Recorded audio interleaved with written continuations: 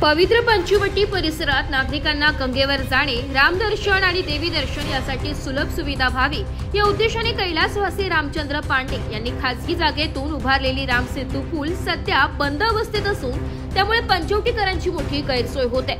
या पार्श्वभूमीवर नागरिकांत प्रचंड संताप पसरलाय आणि प्रशासनाच्या भूमिकेवर गंभीर प्रश्नचिन्ह उपस्थित केले जात आहे।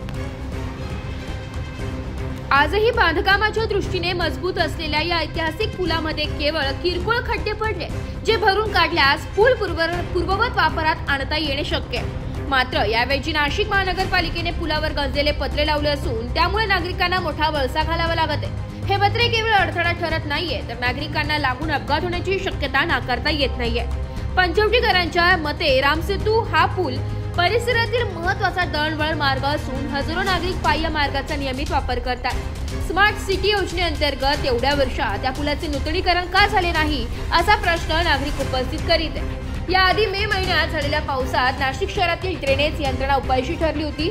त्याचे सांडपाणी थेट गोदावरी नदीत मिसळल्याचं स्पष्ट झालं होतं। त्यामुळे स्मार्ट सिटी आणि नाशिक महानगरपालिकेच्या कामगिरीवरही प्रश्न उपस्थित झाले। या मुद्द्यावर समाजसेविका कल्पनाताई पांडे यांनी प्रशासनाच्या भूमिकेचा तीव्र निषेध नोंदविला असून त्यांनी सांगितले की भक्कम असलेल्या या पुलाची केवळ डागडुजी पुरेशी असून नवीन पूल बांधण्याची आवश्यकता नाहीये। सिंहस्थ कुंभमेळ्यापूर्वी हा पूल नागरिकांसाठी पूर्णपणे खुला करावा हीच मागणी आहे। सध्या संपूर्ण पंचवटी वासियांचं लक्ष विभागीय आयुक्त डॉक्टर प्रवीण केडाम, जिल्हाधिकारी जिल्हा शर्मा, मनपा आयुक्त मनीषा खत्री आणि स्मार्ट सिटीचे सीईओ सुमंत मोरे यांच्या भूमिकेकडे लागले। नागरिकांचा रोष लक्षात घेता प्रशासनाने तातडीने हस्तक्षेप करून रामसेतू पूल पूर्ववत सुरू करावा अशी जोरदार मागणी सुरू आहे।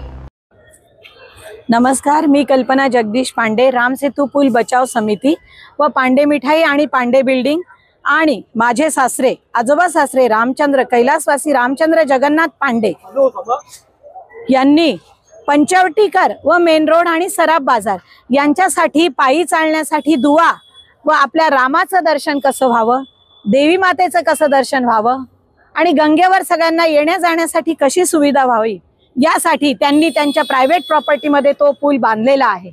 परंतु गेल्या 4 वर्षात नाशिकमध्ये स्मार्ट सिटी आली, अनेक कोण आले गेले, त्यांनी बऱ्याच वेळा व्हिजिट केली आणि व्हिजिट केल्यानंतर त्यांनी आश्वासन दिलं, बरेच त्यांनी तोडण्यासाठी प्रयत्न केले। ऍक्च्युली तोडण्याची काहीच गरज नाहीये। आज व्हिक्टोरिया ब्रिज सुद्धा आपण रिपेअर केला आहे, तो ब्रिटिश कालीन असून सुद्धा तो चालतोय आणि यांचे नवीन बांधकामं जे असतात, अजून मला असं वाटतं आपली टेक्नॉलॉजी इतकी स्ट्रॉंग झालेली नाहीये, ते पाण्यात पूर आलं की वाहून जातात। हा पूल अतिशय मजबूत आहे, फक्त काही जागी ना थोडे खड्डे आहेत, काही केलेले असावे कोणी आणि फक्त कोबा गेलेला आहे। बाकी तुम्ही इथे काही बुलडोजर आणा, या ब्रिजला काही एक होणार नाही, इतका हा मजबूत पूल आहे। हे पण मी दनादन चालते, सगळे चालून दाखवतील तुम्हाला। इतका मजबूत पूल असताना हे जनतेला का त्रास देतात? माझं एकच सांगणं आहे, त्यांनी ही जी लेवल आहे ना, हा कोबा जो गेलेला आहे तो त्यांनी सिमेंट वगैरे तो करावा। आज स्मार्ट सिटीची किती कामं आहेत, त्यांनी सगळे जी गरज नव्हती एवढी गंगा गोदावरी स्ट्रॉंग असताना तिथे त्यांनी कामं केले, तिथे त्यांनी दगड बसवले, इथे त्यांनी अनेक वेळा व्हिजिट केल्या, आम्हाला प्रॉमिस दिलं की आम्ही आता रिपेअर करतो सांगतो, पण तसं ते काही न वागता अचानक एखाद्या मुघलाई सारखी येतात आणि आता ही चीनची भिंत नाही का, तशी ही गंजलेल्या पत्रांची भिंत यांनी लावून ठेवली आहे आणि हा गंजलेला पत्रा जर एखाद्या माणसाला लागला त्याचा धनुर्वात होऊन नक्की मृत्यू होणार आहे आणि म्हणे आम्ही त्याच्यानंतर माती टाकतो। मला सांगा, यांच्याकडे एवढा वेळ आहे, प्रशासन इतकं हुशार आहे, प्रशासनाकडे स्मार्ट सिटीचे कामं मी स्वतः डोळ्यांनी बघितलेली आहे। एखादा खड्डा, एखादा चेंबर जर चुकला, त्यांनी महिना ते सामान बाहेर काढून वेस्ट केलेलं आहे, फेकलेलं आहे, पण तेच जर सामान इकडे लावलं असतं किंवा जिथे गरज होती तिथे लावलं असतं, ते त्यांनी केलेलं नाही। ते न करता फक्त लोकांना, इथल्या लोकांची दिशाभूल करून जनतेला त्रास देणं हे कितपत योग्य आहे? त्यांनी एवढ्या 4 वर्षात स्मार्ट सिटी म्हणावं, NMC म्हणावं, हे काम त्यांनी करायला पाहिजे होतं। माझी नम्र विनंती आहे प्रशासनाला, आणि कोण स्मार्ट सिटी असेल कोण असेल, स्मार्ट सिटी वाले तर सगळं नाशिक पाण्यात टाकून निघून गेले, सगळं त्यांचं ड्रेनेजचं गणितच चुकलेलं आहे। तर आता आम्ही जुने नाशिककर आहे, आम्हाला आमचा घराचा एरिया, आम्हाला रस्त्याचा एरिया अभ्यास आहे, आम्ही सांगतो ते इथे खोदखादची गरजच नाहीये, फक्त तुम्ही इथे लेवल करा, मजबूतीकरण करा आणि गणेशवाडी, पंचवटीकर आणि हे येणारे जाणाऱ्यांना रस्ता पाहिजे. आता हे लोकांना जायला रस्ता नाही. म्हातारे कोतारे आता ह्या इकडे पंचवटीत राहतात, हे दुसरीकडून हे जाणार. यांनी रस्ते सगळे चौकडून मोकळे ठेवावे, ते त्यांना सिंहस्थाच्या हिशोबाने सुद्धा फायदेशीर ठरणार आहे. तर त्यांनी असं चुकीचं विनाकारण खोडसाळपणे किंवा डोक्यात सूडबुद्धी न ठेवता या पुलाची चांगली देखभाल करून लेवल एक चांगली करून त्यांनी यावं आणि किती काळात ते पूर्ण करणार आहेत ते काम करावं. आम्ही त्या कामासाठी किती कशाला अडवणार. याच्या आधी त्यांनी 40 चक्रा मारल्या, खाली वर किती मजबूत आहे ते आम्ही त्यांना दाखवलेलं आहे. त्यानंतर सुद्धा असं चुकीचं डिसिजन घ्यायचं.